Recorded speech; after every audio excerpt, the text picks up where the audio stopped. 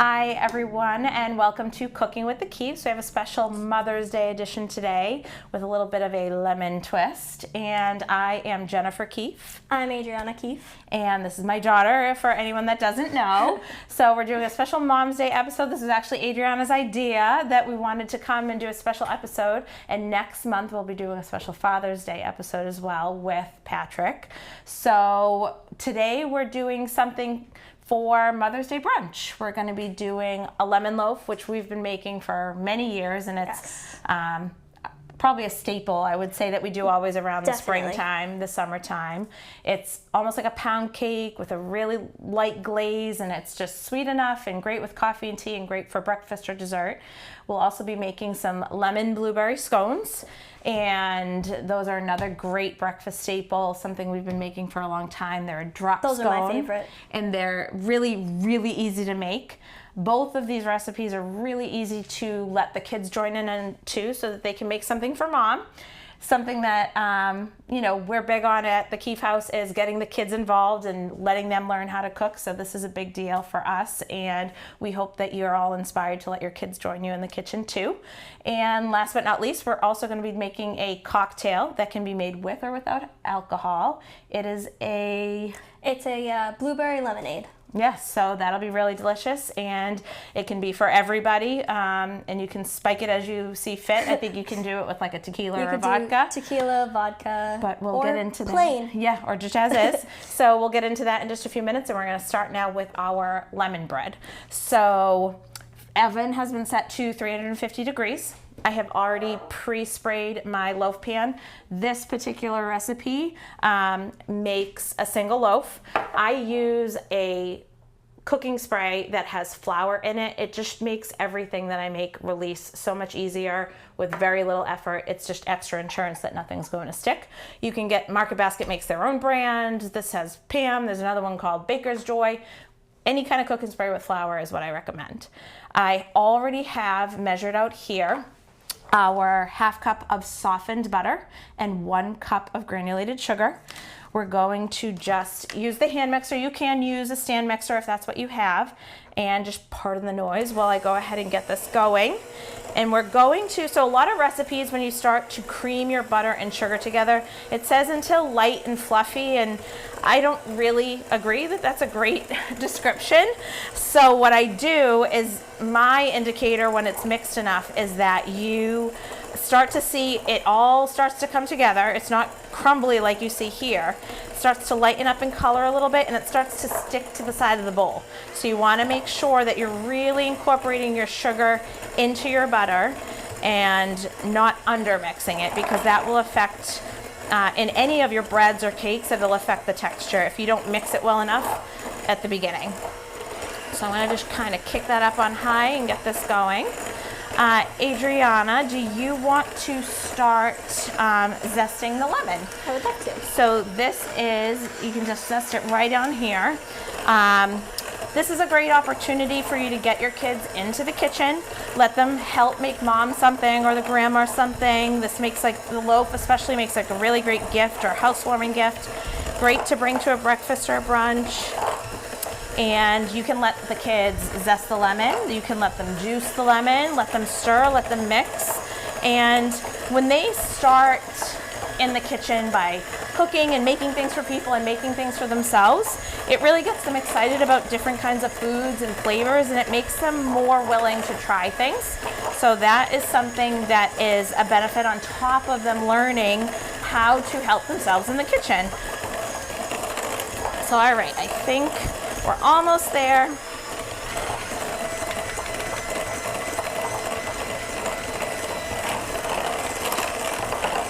All right, and now we're gonna go ahead and crack in both of our eggs.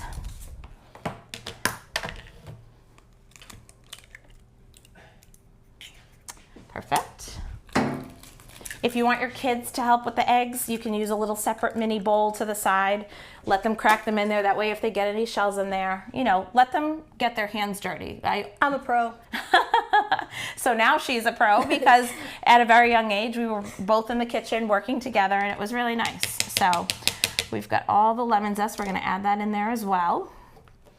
And then, Adrianna, I'm gonna have you juice the lemon if you wanna cut that up and juice that. We're gonna get a couple of tablespoons, which usually from 1 lemon, you're gonna get about 3 tablespoons of juice. And we're gonna add that in. And once we've got all the juice from that, we're gonna go ahead and add that in. We're gonna mix that all up.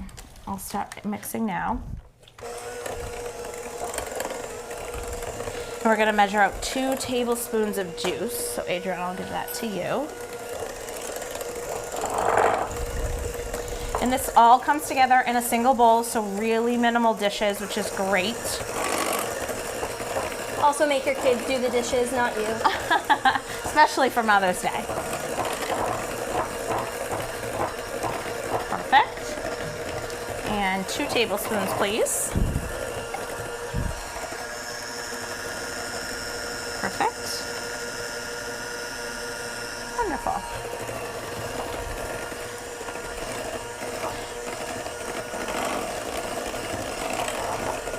And then we're gonna add all of our dry ingredients. So that is going to be 1½ cups of flour, a teaspoon of baking powder, and a 1/4 teaspoon of salt. It's baking soda. Nope, that's this one. Oh, right. And then, all right, so this is good and mixed. You just wanna make sure it's all incorporated before you move on to adding your dry ingredients. Adrianna, do you want to do just a 1/4 teaspoon of salt and 1 teaspoon of the baking powder? And I'll go ahead and measure out the flour. And for those of you that always are watching our shows and have seen us before, I'm a stickler about how you measure your flour out. And so you want to make sure you're fluffing up your flour. You don't want to pack it down. You don't want to go in with your measuring cup right into the flour and scoop it. You're going to get way too much flour for the recipe. You want to fluff it, overfill your cup, and then go ahead and sweep off the excess. So we're gonna do that for 1½ cups of flour. And same thing, fluff, overfill, and scoop, swoop, and then get that in there. And then we're going to, instead of blending this, we're actually just gonna stir this in. We don't want to overbeat it. Go ahead, you can mix that in. And then while she does that, I'm going to measure out our milk. Once all the dry ingredients are incorporated, you're only going to stir until you don't see any more dry spots. You're not going to overmix it. And we're going to measure out a 1/2 cup of milk. Always making sure you're scraping down the sides and the bottom of the bowl. Yes, you want to make sure you don't miss any of those ingredients, especially the zest. I'm gonna get that well incorporated.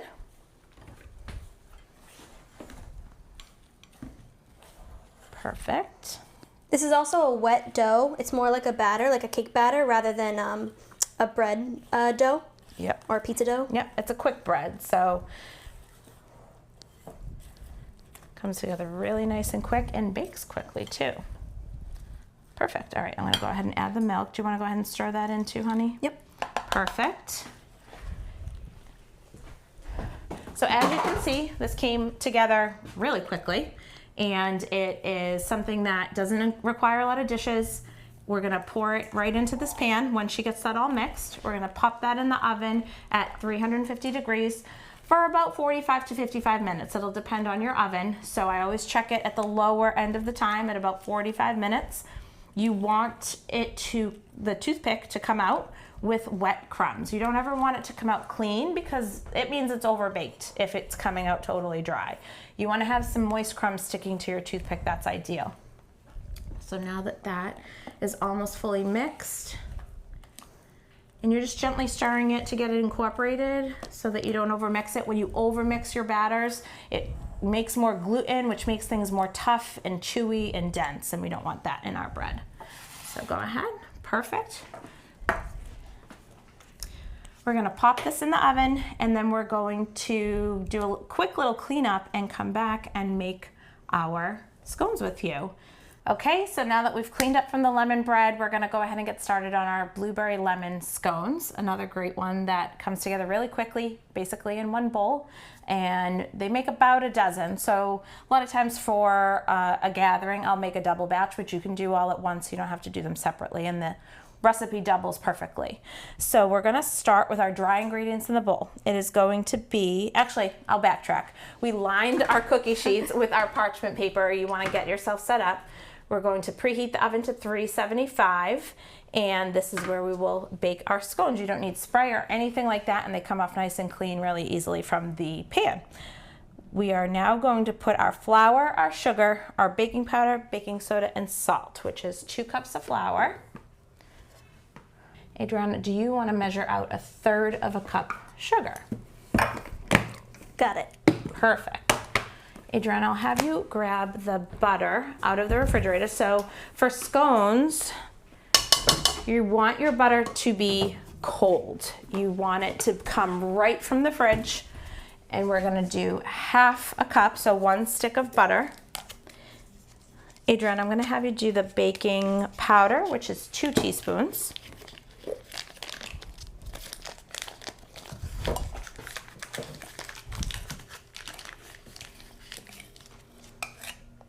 Perfect. Baking soda is 1/4 teaspoon.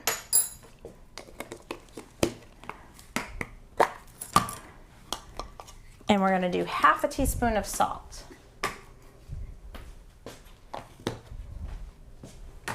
Perfect. And I'm gonna just use this is a pastry blender. So this is what you'll use to make any kind of pastry like a pie dough or biscuits, or in our case, scones, to cut in the butter. I'm just gonna mix up the dry ingredients and get those well incorporated. Break up any lumps that might be in the flour. And then Adrianna, do you wanna cut the butter up into little pieces for me? So what we're doing is we are cutting up the butter into little pieces to coat it in the flour so that it doesn't melt until it gets into the oven, which is why we wanna start with really cold butter. This is the same way you're gonna make a pie crust or any other flaky pastry. The butter gets coated in the flour. It doesn't melt until it hits the oven, and so when that butter melts, it creates a flakiness, which is what we want in our pastry. But the pastry blender is a really handy tool. You can get one on Amazon for super cheap, but if you don't have one of these, you can go ahead and use 2 forks, 2 knives, and just cut them all in. And a lot of pastry recipes will call for your mixture to look like dry sand, wet sand. I kind of would rather say make sure your butter is in pea-size pieces. And I just kind of rock the cutter back and forth to cut up all those chunks of butter. And I just continue to clean off my tool. Make sure that's all getting incorporated in there. You don't want to touch it too much with your hands because then you start to melt those pieces of butter. And then Adrianna, do you want to go ahead and grab the lemon and zest that? We're going to be adding the lemon zest next with our wet ingredients. You want the zest of 1 whole lemon. And that looks about right. Nothing too big. Perfect. Go ahead, Adrianna, your turn. And when you zest a lemon, something that a lot of people do is you'll notice Adrianna isn't going back and forth and sawing. She's going in one direction down around the whole lemon. If you saw back and forth, you're more likely to get the pith, which is that white part, which is super bitter. What you want is just the zest, which is what has all those really good flavorful oils in the skin. So you don't want to get the white, just the skin. And Adrianna's been well trained, so she knows not to saw back and forth. If you do want to go in like smaller sections, you totally can. Yeah. Or getting around the tops, you can just kind of go around. But always working in one direction. So after you add your lemon zest, we're going to also add in the milk.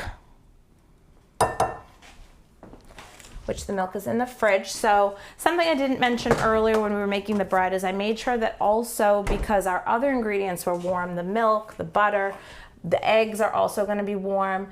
In a case like this where we want to keep the butter cold, it is good to have your milk and other ingredients cold as well. So that is helpful to know. And we need 2/3 of a cup milk.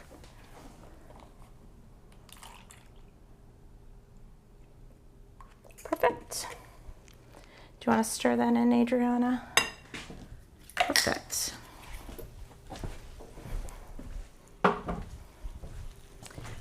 And you're only going to stir this until it's kind of incorporated. You don't want to overmix it. You might even see some dry spots still. And then once that just about comes together, you're going to start adding in your blueberries. I have a cup of blueberries here. It's okay. You don't have to be too gentle. They're going to smash up a little bit, but you want to evenly incorporate those blueberries in the flour. Like Adriana said earlier, making sure she's scraping the sides of the bowl, the bottom of the bowl, getting all of those ingredients in there and evenly incorporated. You can use, so we use fresh blueberries today, but you can use frozen blueberries. When you use frozen, it does tend to turn the batter a little bit purple, but they're really pretty. So it's not a bad thing, and it doesn't change the texture or the flavor at all. But you can use frozen, especially if blueberries aren't really in season or you can't find them at the grocery store. Frozen ones are inexpensive and easy to use. All right, we're good to go. Now we're gonna go ahead and scoop these. I use about a 1/4 cup scoop, so like an ice cream scoop size. And I like to use a scooper like this with my cookies or anything that I'm portioning out, because now you're getting even portions. Everything is going to bake evenly. This one isn't going to be bigger than this one, so one isn't cooking faster than the other. So that's really important in baking, is you want all your things to be the same size. So scoops are a really good, easy way to make sure you do that. You don't want to put them too close together. There is baking powder and baking soda in this recipe, so they are going to spread a bit. So I place them about 6 to a tray and stagger them. And like I said, you tend to get about a dozen. So now we are going to pop these in the oven. They don't take very long at all. Sometimes, depending on your oven, somewhere between 15 and 20 minutes. I tend to bake them between 17 and 18 in my oven. So at 15 minutes, check yours till you realize, learn your oven and how they bake. You want to, the tops are not going to be super brown. They're just going to brown underneath, but you don't want to really over bake them. You don't want to wait till the tops get crispy, because that means they're going to be even drier than you want them to be. So I always just kind of flip one up and make sure the bottom is nice and browned.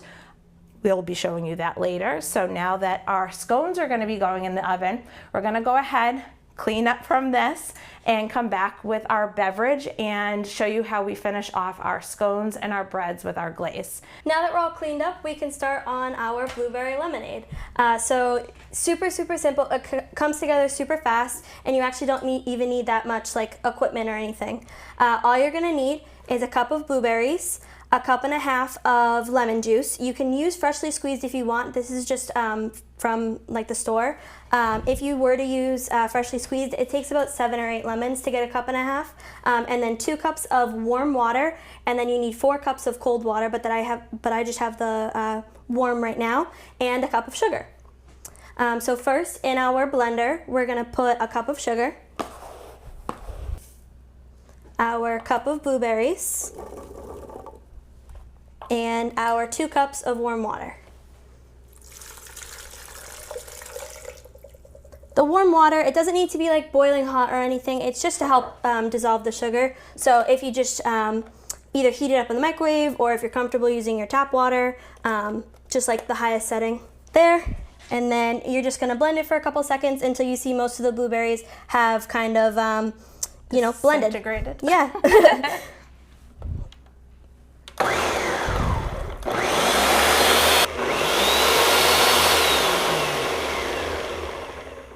Okay. So once you see, there's obviously going to be chunks in it, but that's why we have this little bowl here with a strainer on top. You can strain out all the blueberry skins from it. All right.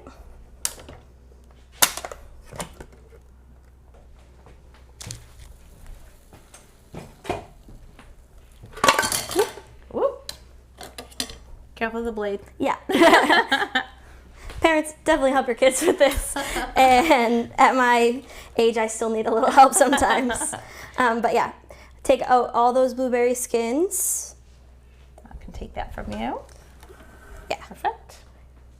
And then to this, you can either put it in a pitcher or some other glassware that you want to serve it in, or you can just make it in a bowl and then transfer it later. It's great to make the day before, and then you can just kind of let it sit in the fridge and then pour when you're ready to serve. Then we're going to take our 1.5 cups of lemon juice and add that to the bowl. And then we just need 4 more cups of water, and then it is all set. This one you want it to be cold water, just so that your lemonade is cold in case you wanted to serve it right away. You can just serve it over a cup of ice. And we have some cute little garnishes here if you want to get fancy with it. You can also use frozen blueberries for this recipe as well. That'll help make it even colder. It doesn't affect it. You still want to use a cup of blueberries, but we just have fresh, so we can use fresh. All right, here's our 4 cups of water. Do I just dump this in? Yep, and then we're just adding it into the bowl. You could probably serve this punch style too if you wanted to keep it in the bowl with a server. That'd probably be fancy. Yeah. Now, like we did say, it can be cocktail friendly. So all you're gonna do is pour some of the lemonade. We have some that we made beforehand over here, and pour that over your cup of ice. And you want to, if you're gonna do it with alcohol, it's 1 cup of the lemonade to about 2 ounces of vodka or tequila if you prefer that. So I have my little jigger here and vodka. This is the mom's beverage. Yes, the mom's beverage. And the kids can have the blueberry lemonade. They can have the blueberry lemonade. But it'd be fun for them to garnish their drink with the lemons and the blueberries, and that makes it more fun and festive too. So our cups are a little small, but this is about a cup, so kids have at it. Parents, add 2 ounces of your alcohol and then serve away. Perfect. And so now what we're going to do is pull everything together, show you how we're going to glaze our lemon bread and glaze our scones, and do a nice little presentation and serve everything for our Mother's Day lemon brunch. Be back in a minute. Okay, and welcome back. We're all cleaned up. Adrianna did all the dishes, so thank you very much. And we are going to go ahead and glaze our scones and our bread and have a little taste test and sign off. So first we're going to make our glaze for our scones. That is 1 cup of powdered sugar with 2 tablespoons of lemon juice. I went ahead and cut up and juiced the lemon we used earlier for the zest. And we're just going to whisk that together till it comes together. And we're going to just pour this over our cooled scones. The scones you want to let cool before you put your glaze. I will not lie, sometimes I am impatient and I probably put the glaze on a little bit too early, but for today, trying to do it the right way. Do as we say, not as we do. Yes, exactly. See, that is such a mom thing to say. I mean, how appropriate for Mother's Day. I learned it from you. And you just want to whisk this together until there's no more lumps. You don't want lumps of powdered sugar on your scones. And this glaze for the scones are a little bit thicker. And I just go over and pour just a little bit and spread it around. It doesn't have to be perfect. I don't measure it out. I just measure with my heart. If you know you're gonna take one, you can definitely put more glaze on that one. Not like Adrianna's ever done that. No, definitely not. And like I said, you get about a dozen scones from this recipe. And it doubles very easily. You could even change up the fillings too if you wanted to do raspberries instead of blueberries. I know Adrianna's a huge raspberry fan. I am. And you could do, instead of lemon, you could do orange zest. And you can do orange juice in the glaze to give it more of an orange flavor. And the proportions are all the same, so you really can get creative with this scone recipe. I've made it so many different ways and flavors. And that's it.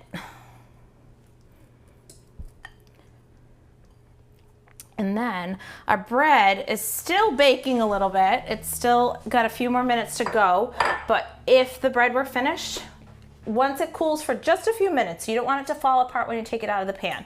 You're gonna just let it cool for about 5 to 10 minutes, pop it out onto a piece of parchment or a cookie cooling rack, and you're going to do 1/2 cup of powdered sugar and 2 tablespoons of lemon juice. And you're going to take your lemon bread while it is still very warm, almost hot, and you're going to drizzle that glaze on top.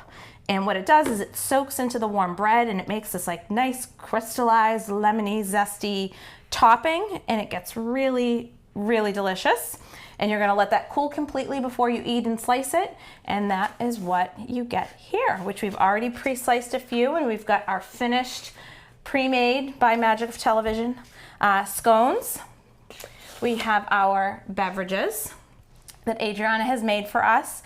And I just want to say thank you for joining me on our Cooking with the Keefes episode. Thank you for having me. Yes. Happy Mother's Day. Thank you very much. And happy Mother's Day to all you moms, grandmas, aunts, all you women out there that are probably, even I have friends that are like moms to me. So happy Mother's Day to everybody. You all deserve a nice day off. So let the kids do the dishes, let them help in the kitchen, and have a wonderful weekend.